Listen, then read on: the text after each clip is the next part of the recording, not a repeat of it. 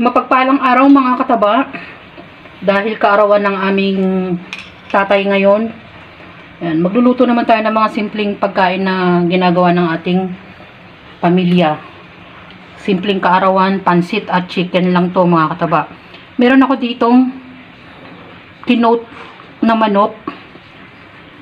Binabad ko muna to sa ating mga pampalasa tulad ng bawang, garlic powder, asin, paminta. Yan yung mga inilagay ko dyan. Saka natin ikinote ng cornstarch. Mga mahigit 2 oras na to kasi para mas lumasa. Pag nagko-coat kayo mga kataba, pati yung mga singit-singit lagyan nyo. Yung mga nakikita nyo na meron pang katulad nito. Oh, yan. Kasi na ano na kanina pa to pero humapit na ang lasa niyan. Tapos ang atin namang para sa Mickey, pinakapansit natin. Bawang, sibuyas, pansahog. Ano to? Atay ng baboy, manok, carrots, bell pepper. Konti-konti lang to kasi konti lang naman yung Mickey. Beans at yung ating kinchay, repolyo. Kung ayaw nyo ng kinchay, tanggalin nyo kasi pampabango rin yan. Yan, meron na ako ditong pinapainit na kawali na may mantika, syempre. Lagay na natin. Ilan lang naman kasi kami dito sa bahay, kaya ganyan lang karami. Ang importante, mataos. Balikan natin. Ito na yung chicken natin. Ito mga katawa, oh. Crispy. At maganda kasi pag cornstarch. Mas maganda rin kung merong halo na harina. Yan, nilagay ko na yung bawang, sibuyas at ang ating pansahog na atay ng baboy at manok. Yan, pabayaan muna natin siyang mag light brown.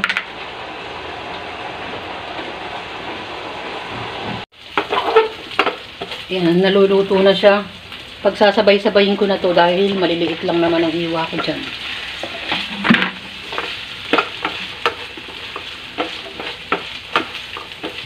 Halo-halo lang.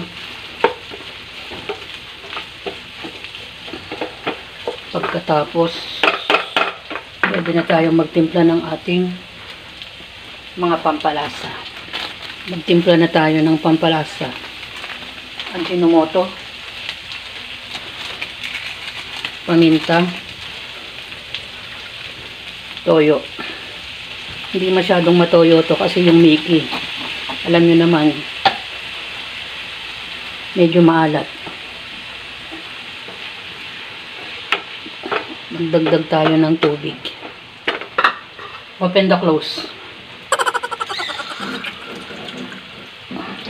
Yan, open the close gripo, ibig sabihin. Yan, pabayaan nating maluto ng kaunti ang ating gulay bago yung ating Mickey. Natin ilagay yung ating Mickey. Tapos kumuha ko ng konting pang ibabaw.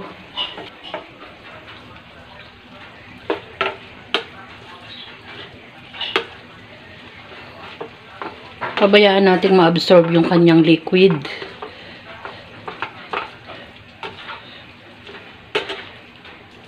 At sumama yung ating mga ibang ingredients para lumasa. Yan.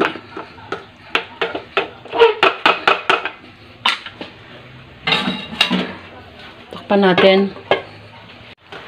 Yan, halos luto na to. Tikman natin.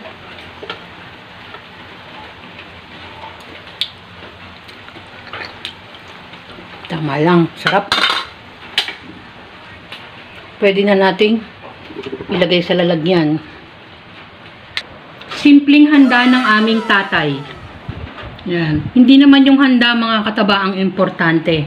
Ang importante yung dagdag na taon at magpasalamat sa mga biyayang natatanggap, kalusugan, lalong-lalo na ngayon binabanggit ko na hindi pagkakasakit. Sobrang thankful na kami mga kataba.